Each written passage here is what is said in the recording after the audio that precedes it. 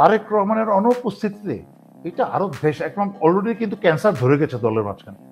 তারেক রহমান লন্ডনে বসে উনি যদি জীবনের আশঙ্কায় বসে থাকেন, he is doing it wrong. Because আপনি প্রধানমন্ত্রী দেশের নেতৃত্ব নিতে চান কিন্তু জীবনের ভয় পান। আপনার বাবা মরেছেন না, আপনি 100 বছর হয়ে রাজনীতিতে ভয়ের লন্ডনে বসতে মরতে তো হবেই। when it is our time, it is our time. সুতরাং আমি তারেক রহমানকে বলবো, যদি আপনি আপনার ওয়াইফকে পাঠিয়েছেন বাংলাদেশে, তো আপনার তার মানে আপনার ওয়াইফের জন্য আপনার কোনো স্নেহ ভালোবাসা নাই, যে আপনার বউ মরলে মরুক, কিছু আসা যায় না, আমি লন্ডনে থাকি। কোন স্বামী যেই স্বামী তার বউকে ভালোবাসে, কোনো স্বামী চালাবে? স্বামী যেমন বরং যাবে আগে আমি যাই দেখে আসি, তারপরে তুমি যেও। বউ সন্তানকে সত্যিকার একটা পুরুষ তার ওয়াইফ এবং স্ত্রীকে নিরাপদ স্থানে রেখে বলবে আমি যাচ্ছি, আমি আগে যাই দেখি পরিস্থিতি, তারপরে আমি বললে তোমরা এসো, তার আগে এসো না। উনি আগে পাঠিয়ে দিয়েছেন ওয়াইফকে। যাই হোক, আল্লাহর রাস্তায় হাত জোর করে জনগণের কাছে আমার বলার আছে, আল্লাহর রাস্তায় আপনারা হুজুগো হওয়া বন্ধ করেন। আল্লাহর রাস্তায় একজন আরেকজনের পাশে দাঁড়ান। আল্লাহর রাস্তায় নিজেদের মাঝখানে মারামারি কাটাকাটি বন্ধ করেন। দেখবেন বাংলাদেশে সবকিছু শান্তিপূর্ণ হয়ে গেছে। নির্বাচন শান্তিতে হবে, বাংলাদেশে একটা দেশপ্রেমিক সরকার আসবে। আপনারা যখন একত্র থাকবেন তখন দেশের বিরুদ্ধে যাওয়ার, ভারতের পক্ষে গিয়ে দেশের বিরুদ্ধে কাজ করার কোনো শক্তি কোনো রাজনৈতিক দলের আর হবে না। আল্লাহর রাস্তায় আপনারা একত্র থাকেন। ছাত্ররা যারা বিভিন্ন বিশ্ববিদ্যালয় থেকে মিছিল নিয়ে বেরোচ্ছ, তোমরা অশ্লীল গালিগালাজ না করে কোনো ব্যক্তির বিরুদ্ধে দেশের ভিতরে এই কালচারটা বন্ধ করে তোমরা তোমাদের পড়াশোনা করো। পড়াশোনা করে, কারণ তোমাদের মনে রাখতে হবে, তোমরা যদি ডাক্তার ইঞ্জিনিয়ার না হও, তোমরা যদি সবাই রাজনীতিতে জয়েন করে যাও, দেশটা শেষ, ধ্বংস হয়ে যাবে। এটাই ভারত চায় যেন তোমরা রাজনীতিতে প্রবেশ করো।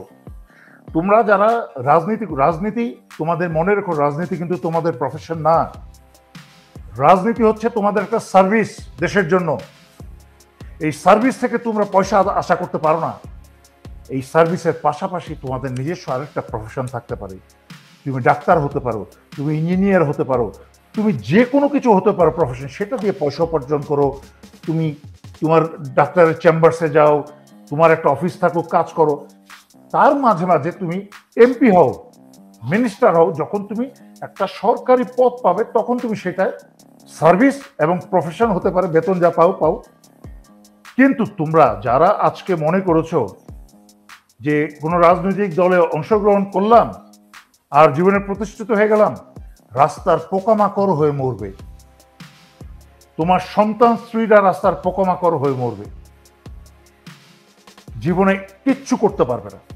আমার কথাটা যদি মনে না রাখো, না শোনো, তোমরা পড়াশোনায় ফের যাও। যদি এনসিপিতে থাকতে চাও, রাজনীতি করো, কিন্তু পড়াশোনা ছেড়ো না। তোমার মা বাবা সারাটা জীবন স্যাক্রিফাইস করে তোমাদেরকে পড়াশোনা করিয়েছে যেন তোমরা কিছু একটা হয়ে দেশের মুখ উজ্জ্বল করো, নিজের পরিবারের মুখ উজ্জ্বল করো এবং নিজের পায়ে দাঁড়াতে পারো। তোমরা কিন্তু এইসব রাজনীতি করে জীবনে কিচ্ছু করতে পারবে না। আজকে বড় বড় চ্যাম্পিয়ন হবে রাস্তায় মিছিল করে, কালকে কিন্তু গুলি খেয়ে নয় চাকু খেয়ে মারা যাবে।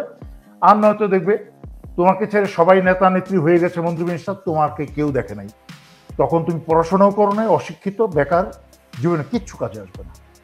আর টেক কেয়ার অফ ইয়োরসেলফ, আগে নিজের দেখাশোনা করো। এটাই আমি বলতে চাই, কারণ এই জাতির চরিত্র ঠিক না হলে এই দেশের ভাগ্য কোনোদিন বদলাবে না। ভারত যাদের প্রতিবেশী, এবং যেই বিএনপির ভিতরে ভারতীয় দালাল মির্জাফর এবং বাংলাদেশ ভরা মির্জাফর, সেখানে তারেক রহমানের তো এই মৃত্যুর আশঙ্কা সারা জীবন থাকবে। কিন্তু তারেক রহমানের ইমানের শক্তির উপর নির্ভর করে যে যখন আল্লাহ তাকে মৃত্যু রেখেছে, তার আগে তার মৃত্যু দেওয়ার, তাকে হত্যা করার ক্ষমতা কারণ নেই।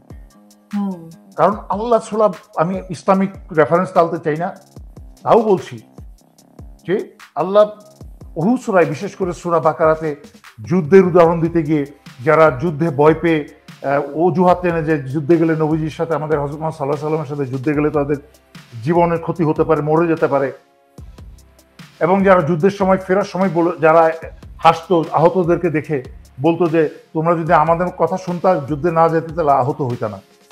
আল্লাহ তাদের উদ্দেশ্যে কোরআনে বলেছেন, ওদেরকে বলে দাও, ওরা যদি ঘরেও বসে থাকে, মৃত্যু যখন অবধারিত তখন মৃত্যু আসবেই। সুতরাং তারেক রহমান লন্ডনে বসে থাকলেও মরবে যখন মৃত্যু থাকবে। সুতরাং এই যে গোল্ডেন টাইমটা নষ্ট করছে, মনে রাখতে হবে প্রতি এক সপ্তাহে কিন্তু তারেক রহমান এক সপ্তাহ বয়স্ক হয়ে যাচ্ছে, বুড়া হয়ে যাচ্ছে। ওনার কিন্তু ক্যাপাসিটি এক সপ্তাহ কমে যাচ্ছে, বাড়ছে না। তারেক রহমান ইচ্ছা করলে উনাকে এসে 2-4 জন বদমাইশ এসে বুদ্ধি দিবে যে লিডার ওরে তুলে নিয়ে আসেন, মেজর দেলোয়ারকে গুম করে দেন। মেজর দেলোয়ার তো অনেক কথা বলছে, বিএনপিকে সমালোচনা করেছে, লিডার মেজর দেলোয়ারকে তুলে নিয়ে আসেন, তারপরে মেজর দেলোয়ারের জন্য আমরা একটা বিএনপি আয়নাঘর বানাই, ওখানে মেরে ফেলি। তারেক রহমান রাজি হবে না, বিকজ শহীদ জিয়া রহমান এবং বেগম জিয়ার সন্তানের ভিতরে ওই নোংরা রক্তটা নাই। ওনার সম্পূর্ণ রাজনৈতিক জ্ঞান না থাকতে পারে, ওনার সম্পূর্ণ নেতৃত্বের গুণাবলী 100% না থাকতে পারে, না 80% না থাকতে পারে, 70% না থাকতে পারে, কিন্তু গুম এবং হত্যার রক্ত নাই ওনার ভিতরে। যে বিএনপির বিরুদ্ধে ষড়যন্ত্র কেউ করছে না, ভারত করছে বাংলাদেশের ভিতরে একটা অস্থিতিশীল পরিস্থিতি সৃষ্টি করে। এই রাজনৈতিক দলগুলোর ভিতরে যদি মারামারি লাগিয়ে রাখে, পৃথিবীর ইতিহাসে যত fascist, Mussolini, Lenin, Hitler, Hasina, তারা কোনোদিন তাদের উত্তরসূরি নেতৃত্ব তৈরি করে নাই। তারা স্বৈরাচারে এবং অত্যাচারে এত ব্যস্ত ছিল এবং চুরিতে এত ব্যস্ত ছিল যে মনে করেছিল এভাবেই চলবে জীবন। তারা নেতৃত্ব কখনো তৈরি করে নাই, সেটা পরিবারের ভিতর থেকে হোক অথবা পরিবারের বাইরে থেকে হোক। আর স্বৈরাচারিত পরিবারের বাইরে থেকে কখনোই করবেন। পরিবারের ভিতর থেকে স্বৈরাচারী শেখ হাসিনা 2টা নাটকেস, এই অপদার্থ 2টা তৈরি করেছে, যে জয় আর পুতুল। তো এদের তো জীবনে কিছু করে খাওয়ার যোগ্যতা নাই এদের। এর বাংলাদেশে এসে 2 দিন টিকার ক্ষমতা নাই। বাকি সব স্টুডেন্ট বাদ দিলাম, যে শ্রমজীবী রিক্সাওয়ালা আছে, সারাদিন মানে অমানসিক পরিশ্রম করে জীবন পরিবার চালায়, এরা থাপড়াতে থাকবে সকাল বিকাল, এদেরকে টিকতে পারবে না। শেখ হাসিনা কোনোদিন উত্তরসূরি তৈরি করে নেই। আওয়ামী লীগকে কে চালাবে?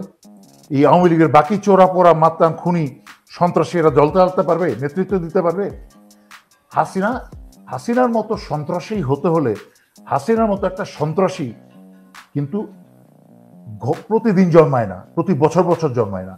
এরকম একটা শয়তান, এরকম একটা নিকৃষ্ট মানের শয়তান কিন্তু তৈরি হয়। ওই যে মুজিব একটা হয়েছিল, তারপরে হাসিনা এত বছর পরে আসছে। হাসিনার মতো শক্ত হাতে দল এবং দেশ সামলাতে পারবে না। বিএনপি যে করুণ অবস্থা হয়েছিল গত 16 বছর, আওয়ামী লীগের সেই করুণ অবস্থা হবে। সো আলটিমেটলি হাসিনার মতো একটা দৈত্য চাইলেই তৈরি হওয়া যাবে না। যেই তত্ত্বটা ভারত তৈরি করতে চাচ্ছে সালাউদ্দিন আর বাকিদের মাধ্যমে, কিন্তু একই সাথে উত্তরটা দিয়ে দিই, তারেক রহমানের পক্ষে কিন্তু সেই হাসিনার মতো দৈত্য হওয়া সম্ভব হবে না। আমি ঢালাওভাবে দেখি অনেকে মন্তব্য করে যে এই যে আওয়ামী লীগ আর বিএনপি, ইয়াস, আওয়ামী লীগ যেই সন্ত্রাসী কাজ করেছে, বিএনপি ওই 16 বছরের শিক্ষার থেকে, যে আওয়ামী লীগের কিভাবে পতন হয়েছে, সেই শিক্ষার থেকে শিক্ষা না নিয়ে বিএনপি গত 16 বছরের চুরি, চামারি, হত্যা, এই শিক্ষাটা নিয়ে, কুশিক্ষাটা নিয়েছে। যার ফলে এইটার জন্য মূলত দায়ী হচ্ছে বিএনপির বর্তমানে ঢাকায় অবস্থিত যেসব বুড়াদুরা ভাঙ্গাচোরা, যেসব কি বলে এক্সপায়ারি যেসব নেতা আছে তারা। কিন্তু আজকে এই এক্সপায়ারি নেতারা যদি কোনোভাবে বিএনপির ক্ষমতায় ঢুকে যায়, তারা কিন্তু হাসিনার মতো সন্ত্রাসী হওয়ার চেষ্টা করবে। কিন্তু তারেক রহমান কখনো কিন্তু হাসিনার মতো সন্ত্রাসী হওয়ার চেষ্টা করলেও পারবে না। কেন পারবে না জানেন? কারণ তারেক রহমানের রক্তের মধ্যে এটা নাই। তারেক রহমানের রক্তের মধ্যে হচ্ছে জিয়া রহমান থেকে যতটুকুই সামান্য পেয়েছে, ভালো গুণাগুণ যতটুকুই পেয়েছে, কিন্তু খারাপ কোনো জিনিস নিজের থেকে আশেপাশে আউল ফাউল অশিক্ষিত এই তেল মারার লোকজন, বাটপার সব আশেপাশে ঘুরছে, কিন্তু তার ভিতরে ব্যক্তিগতভাবে মানুষ খুন করার মতো রক্ত তারেক রহমানের ভিতরে নাই। আমি দুঃখিত, তারেক রহমানকে তেল মারার মতো আমার রুচি নাই, আমি তেল মারছি না, আমি বাস্তব স্ট্যাটিস্টিক্স দিচ্ছি, বাস্তব কথা বলছি। কারণ অ্যাটলিস্ট কমসে কম এই নির্বাচন কমিশনে আর কাউকে না চিনি, একজন মানুষকে চিনি, ঘনিষ্ঠভাবে চিনি, যিনি উনি ভালো মানুষ।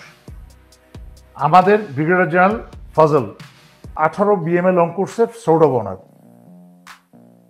উনি যেভাবে কমান্ড দিতেন পাসিং আউট প্যারেডে, উনার কাছে উনাকে অনুসরণ করে আমি পাসিং আউট প্যারেডে সেইভাবে কমান্ড দিতাম। I have lots of respect and regard for him.